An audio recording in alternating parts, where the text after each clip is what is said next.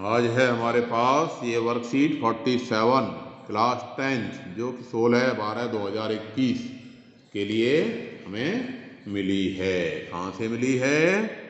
राष्ट्रीय राजधानी शिक्षा निदेशालय, राष्ट्रीय राजधानी क्षेत्र दिल्ली, 16/12/2021। तो हमने लास्ट वीडियो में डी निकालना बताया था आपको। डी क्या होता है? विविक्त कर है, इसे हम क्या कहते हैं? विविक्त कर।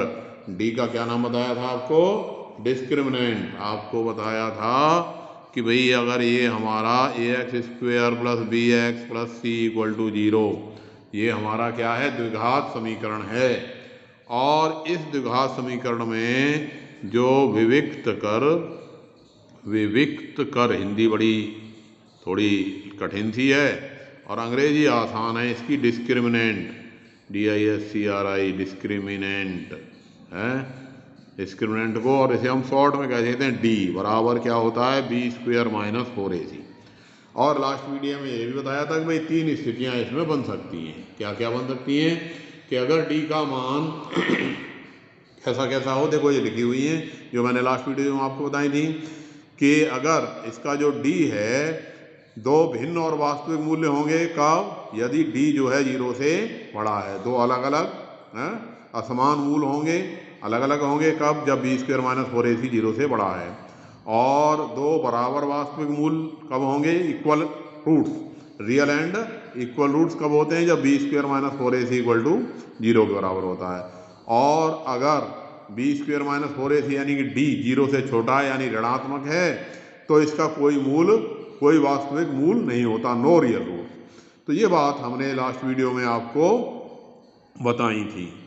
और उसी क्रम में अब हमारे पास ये 3 सवाल हैं, आसान से, छोटे छोटे से। तो जरा इनको हम हल कर देते हैं, छोटे छोटे से सवालों को जो आपको इस कार्यपत्रक में, इस वर्कशीट में मिले हुए हैं। तो पहला क्वेश्चन है हमारा कि समीकरण 2x² - 5x - 3 = 0 के विविक्त कर का मान ज्ञात कीजिए और यदि मूल वास्तविक हैं तो उनका मान भी निकालिए। पहला सवाल करते हैं जरा।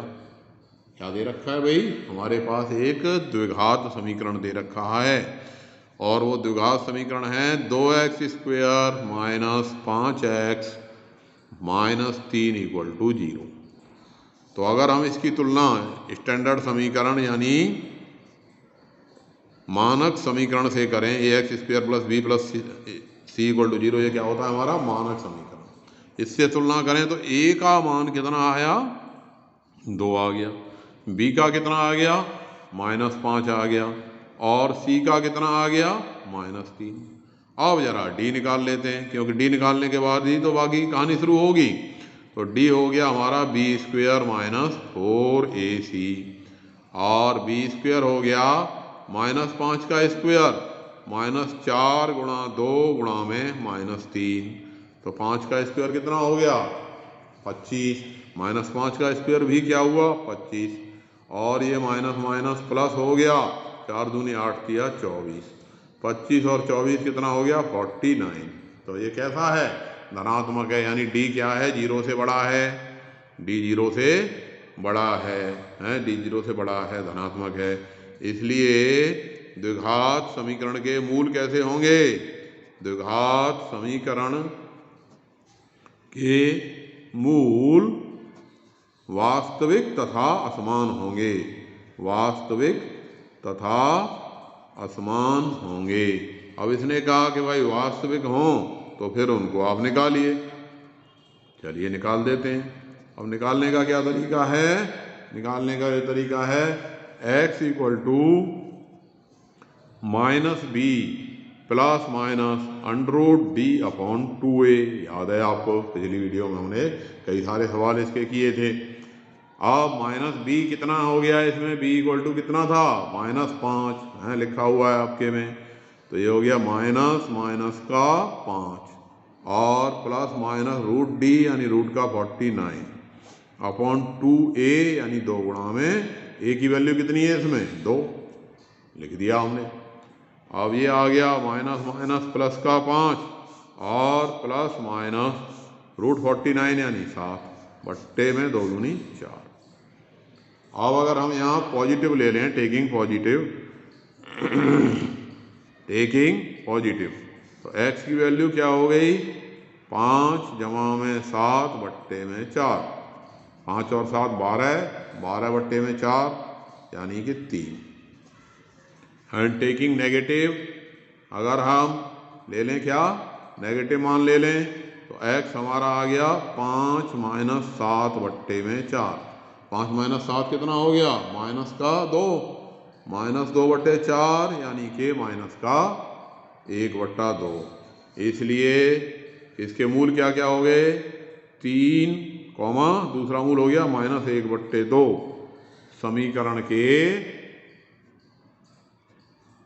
मूल हैं, ये रूट्स हैं। अंग्रेजी में क्या लिख देंगे, 3 and -1/2 are the roots of the quadratic equation. ये पहला सवाल सबके समझ में आ गया होगा। अब जरा क्वेश्चन नंबर 2 को देख लेते हैं। 2 क्या कहता है भाई, तो जरा 2 का भी देख लेते हैं हिसाब किताब क्या कह रहा है। 2 कह रहा है कि यदि समीकरण 3x² - 6x + 3 = 0 ये एक इक्वेशन है के विविक्त कर का मान ज्ञात कीजिए और फिर इसके मूलों की प्रकृति का पता लगाइए, और यदि वो वास्तविक हैं तो उनका मान भी निकालिए। देखो समीकरण को आप ऐसे समझो कि जो समीकरण होता है उसको कैसे, ये समीकरण लिखा हुआ है 3x² - 6x + 3 = 0। अगर हम इसे a b c ऐसे भी करें तब भी हो जाएगा, लेकिन समीकरण को हल करने में हमें आसानी सदा तभी रहती है कि अगर कोई चीज़ कॉमन जा रही है तो उसको कॉमन को भाग लगा दो, भाग लगा के उसे बाहर कर दो। तो यहाँ 3 का भाग सब में जा रहा है तो इसको हमने डिवाइड बाई 3 कर दिया। पूरे समीकरण को 3 से भाग लगा दिया तो क्या बचा ये हमारे पास, x² - 2x + 1 = 0। जैसे हम समीकरण को, जैसे भिन्न को हम लोएस्ट टर्म में ले आते हैं, ऐसे ही समीकरण को हमेशा हमें कोशिश करनी चाहिए कि उसको लोएस्ट टर्म में ले आवें, यानी कि जो कॉमन जा रहा है तो उसे कॉमन निकाल दें। उससे क्या होता है, कैलकुलेशन हमारी आसान हो जाती है। तो अब a क्या हो गया, 1 हो गया, b कितना हो गया, -2 हो गया, और c क्या हो गया, 1 हो गया। इसलिए जो d की वैल्यू आई, d कितना आ गया, b² - 4ac, b² - 4ac यानी -2 का स्क्वायर -4 × 1 × 1 दैट इज -2 का स्क्वायर कितना हो गया, 4 -4 दैट इज 0। अब यानी d का मान यहाँ पे कितना आ गया, 0। अब अभी हमने बताया था कि अगर d 0 आ जाए, d क्या आ जाए, 0 आ जाए, तो समीकरण के मूल कैसे होते हैं, वास्तविक तथा बराबर होते हैं। इसलिए समीकरण के मूल वास्तविक तथा बराबर होंगे। अंग्रेजी में क्या कहेंगे, equation will have real and equal roots, यानी समीकरण के मूल बराबर भी होंगे और वास्तविक भी होंगे। और उसकी वैल्यू क्या हो जाएगी, x = -b ± √d/2a। अब -b कितना हो गया, माइनस माइनस प्लस हो गया, यानी 2 -2 प्लस माइनस √d तो 0 ही हो गया। अब 0 बराबर क्यों हो जाते हैं, देखो d जब 0 होता है तो अब 0 को जोड़ोगे तब भी उतना ही रहेगा, घटाओगे तब भी उतना ही रहेगा, /2a यानी 2 × 2। तो ये हमारे पास आ गया 2/2 यानी कि 1। जो समीकरण का मूल आया, यानी दोनों समीकरण के दोनों मूल क्या हैं, 1 1 है। इसलिए 1, 1 समीकरण के मूल हैं, बराबर हैं। अल्फा बीटा भी कह देते हैं इन्हें। अब जरा तीसरा क्वेश्चन देख लेते हैं क्या कह रहा है इसका। थर्ड क्वेश्चन ट्रू फॉल्स कह रहा है कि भाई ट्रू फॉल्स बताइए इसमें कि यदि b² - 4ac बड़ा है 0 से, यानी d का मान धनात्मक है, b² - 4ac 0 से बड़ा है, तो द्विघात समीकरण के 2 भिन्न वास्तविक मूल्य होंगे, यानी दोनों मूल होंगे। और दोनों मूल कैसे होंगे, भिन्न होंगे, अलग अलग हैं। Equation will have two real and unequal root हैं। तो बात सही है, बिल्कुल सही बात है भाई। डी अगर 0 से बड़ा होता है तो समीकरण के दो रियल एंड अनइक्वल रूट, भिन्न और वास्तविक मूल होंगे। तो पहला हमारा क्या हो गया, सही हो गया, ट्रू लिख देंगे इस पर। दूसरा है द्विघात समीकरण में ax² + bx + c = 0 b² - 4ac को विविक्त कर के रूप में जाना जाता है। यानी b² - 4ac का नाम क्या होता है, विविक्त कर या डिस्क्रिमिनेंट, या शॉर्ट में हम डी कह देते हैं। ये बात भी ठीक है, यानी पहला भी हमारा सही हो गया, दूसरा भी सही हो गया।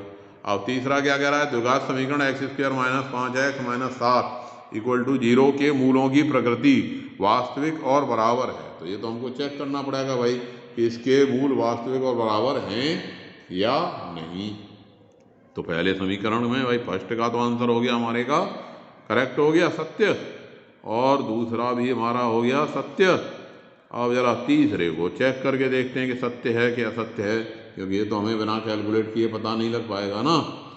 तो ये क्या है, x² - 5x - 7 = 0। और इसने पूछा कि बताइए इस समीकरण के जो मूल हैं वो, ये कह रहा है कि इस समीकरण के मूलों की प्रकृति वास्तविक और बराबर है। तो हम चेक कर लेते हैं भाई, इसमें a क्या हो गया 1, b क्या हो गया -5, c क्या हो गया -7। अब d निकाल दिया, d आ गया b² - 4ac। अब b² यानी -5 का स्क्वायर, 4a, और c कितना है -7। तो -5 का स्क्वायर कितना हो गया 25, और 4 सत्ते कितने हो गए, 4 सत्ते 28 हो गए कि नहीं। 28 और 25 जोड़ दिए तो ये हो गया 53। यानी d कैसा हो गया, d 0 से बड़ा है, बराबर नहीं है, 0 से बड़ा है। तो यानी इसके समीकरण के मूल कैसे होंगे, वास्तविक तथा भिन्न होंगे हैं। वास्तविक समीकरण के मूल वास्तविक तथा भिन्न होंगे। और इस क्वेश्चन में क्या कह रहा है, क्वेश्चन कह रहा है कि भाई इसके जो मूल हैं वो वास्तविक और बराबर हैं। तो बराबर तो नहीं है, इसलिए ये जो थर्ड है, इसलिए यह कथन, क्योंकि मूल जो आए वो वास्तविक तो हैं लेकिन भिन्न भी हैं, और लेकिन ये कह रहा है कि भाई बराबर हैं। तो बराबर हैं, ये बात तो सही नहीं है। तो यह कथन सत्य नहीं है, होंगे। इसलिए थर्ड का यह कथन सत्य नहीं है। तो इस तरह से ट्रू फॉल्स के हिसाब से पहला हमारा ट्रू हो गया, दूसरा भी ट्रू हो गया, और तीसरा हो गया फॉल्स। तो ये बड़ी आसान थी वर्कशीट नंबर 46 है, 46 थी 47 थी 47। तो ये 47 वर्कशीट बड़ी आसान थी, आपको बड़े समझ में आ गई होगी। चलिए अगली वर्कशीट के साथ फिर मिलेंगे, धन्यवाद।